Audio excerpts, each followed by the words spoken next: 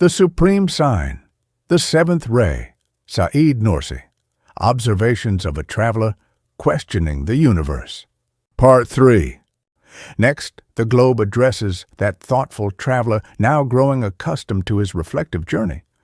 Why are you wandering through the heavens, through space and the sky? Come, I will make known to you what you are seeking. Look at the functions that I perform, and read my pages. He looks and sees that the globe, like an ecstatic Maulawi whirling darwish with its twofold motion, is tracing out around the field of the supreme gathering a circle that determines the succession of days, years, and seasons.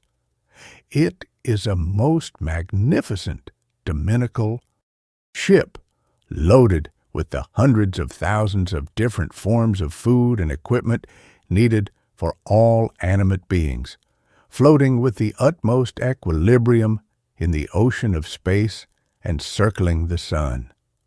He then looks at the pages of the earth and sees that each page of each of its chapters proclaims the sustainer of the earth in thousands of verses.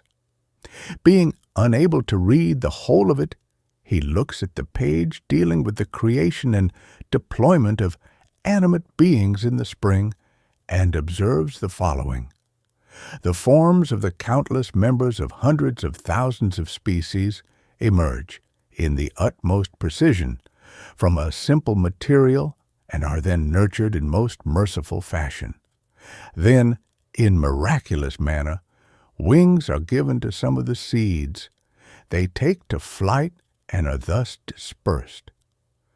They are most effectively distributed, most carefully fed and nurtured. Countless tasty and delicious forms of food in the most merciful and tender fashion are brought forth from dry clay and from roots, seeds, and drops of liquid that differ little among each other. Every spring, 100,000 kinds of food and equipment are loaded on it from an unseen treasury, as if onto a railway wagon, and are dispatched in utmost orderliness to animate beings. The sending to infants of canned milk in those food packages and pumps of sugared milk in the form of their mothers' affectionate breasts is in particular such an instance of solicitousness, mercy, and wisdom that it immediately establishes itself as a most tender manifestation of the mercy and generosity of the merciful and compassionate one. In short, this living page of spring displays 100,000 examples and samples of the supreme gathering and is a tangible demonstration of this verse. So look to the signs of God's mercy, how he gives life to the earth after its death, for verily he it is who gives life to the dead, and he has power over all things. Quran 30:50. Moreover, this verse may be said to express in miraculous fashion the meanings of the page that is spring. The traveler thus understood that the earth proclaims through all its pages, in fashion proportionate to their size, "There is no God but He," a phrase repeated many times in the Quran.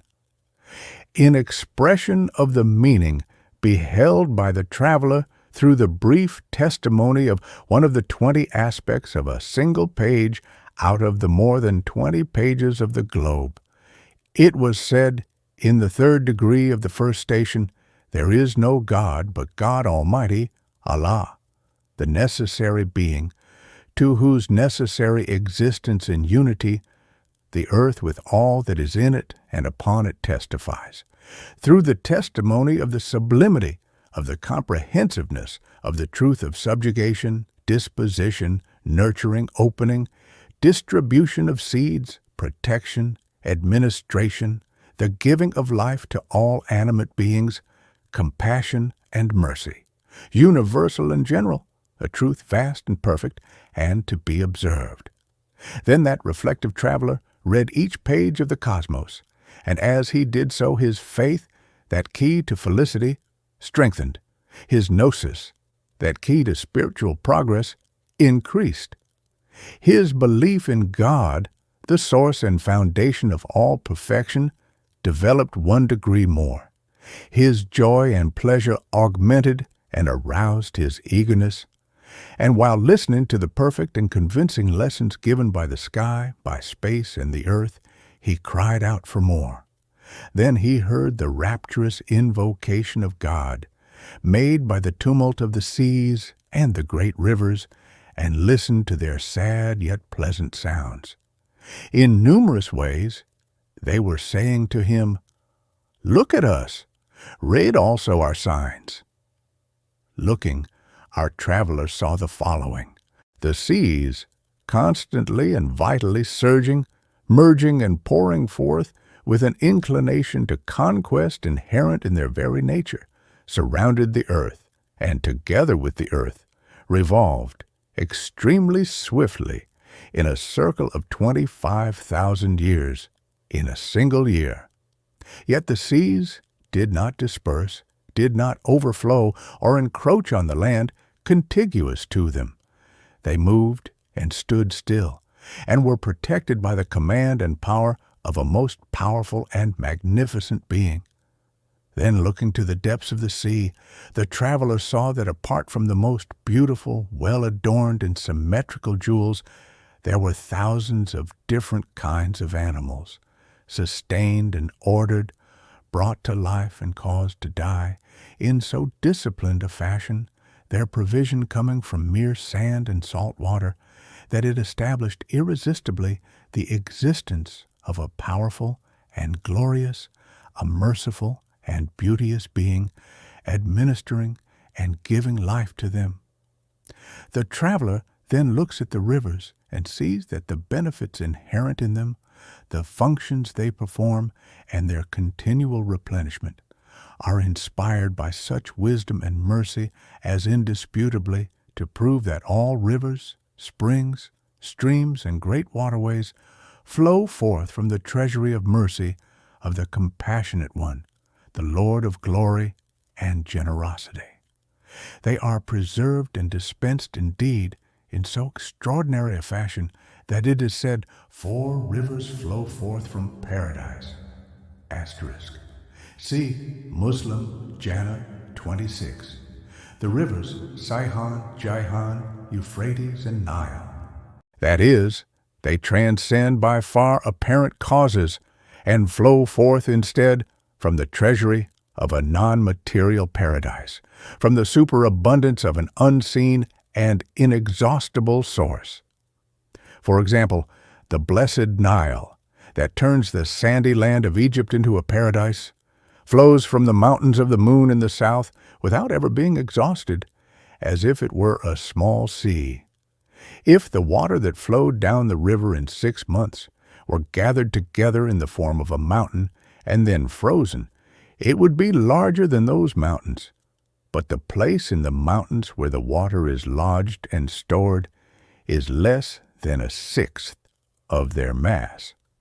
As for the water that replenishes the river, the rain that enters the reservoir of the river is very sparse in that torrid region and is quickly swallowed up by the thirsty soil. Hence, it is incapable of maintaining the equilibrium of the river. A hadith tradition has thus grown up that the blessed Nile springs in miraculous fashion from an unseen paradise. This tradition has profound meaning and expresses a beautiful truth. The traveler saw then 1,000th part of the truths and affirmations contained in the oceans and rivers. The seas proclaim unanimously with a power proportionate to their extent, "There is no God but He," and produce as witnesses to their testimony all the creatures that inhabit them. This our traveler perceived. Expressing and conveying the testimony of the seas and the rivers, we said, in the 4th degree of the first station, "There is no God but God Almighty, Allah, the necessary existent, to the necessity of whose existence in unity point all the seas, and the rivers, together with all they contain, by the testimony of the sublimity, of the comprehensiveness, of the truth of subjugation, preservation, storing up, and administration, vast and well ordered, and to be observed. Then the traveler is summoned on his meditative journey by the mountains and the plains. Read too our pages, they say. Looking, he sees that the universal function and duty of mountains is of such grandeur and wisdom as to stupefy the intelligence. The mountains emerge from the earth by the command of their sustainer, thereby palliating the turmoil, anger, and rancor that arise from disturbances within the earth. As the mountains surge upward, the earth begins to breathe. It is delivered from harmful tremors and upheavals, and its tranquility, as it pursues its duty of rotation, is no longer disturbed. In the same way that masts are planted in ships to protect them from turbulence and preserve their balance, so too mountains are set up on the deck of the ship, that is the earth, as masts and stores, as is indicated by verses of the Quran of miraculous exposition such as these. And the mountains as pegs, Quran 78:7. And we have cast down anchors, Quran 57. And the mountains he anchored them, Quran 79:32. Then, too, there are stored up and preserved in the mountains all kinds of springs, waters, minerals, and other materials needed by animate beings in so wise, skillful, generous, and foreseeing a fashion that they prove that they are the storehouses and warehouses and servants of one possessing infinite power, one possessing infinite wisdom. Deducing from these two examples the other duties and instances of wisdom as great as mountains of the mountains and plains, the traveler sees through the general instances of wisdom in them, and particularly in regard to the fashion in which all manner of things are stored up in them providentially, the testimony they give, and the divine unity they proclaim, declaring, "There is no God but He," a declaration as powerful and firm as the mountains and vast and expansive as the plains. And he too says, "I believe in God." In expression of this meaning, it was said in the 5th degree of the first station, "There is no God but God Almighty, Allah, to the necessity of whose existence point all the mountains and plains together with what is in them and upon them, by the testimony of the sublimity, of the comprehensiveness, of the truth of the storing up, administration, dissemination of seed, preservation, and regulation, a truth providential, dominical, vast, general, well-ordered, and perfect, and to be observed.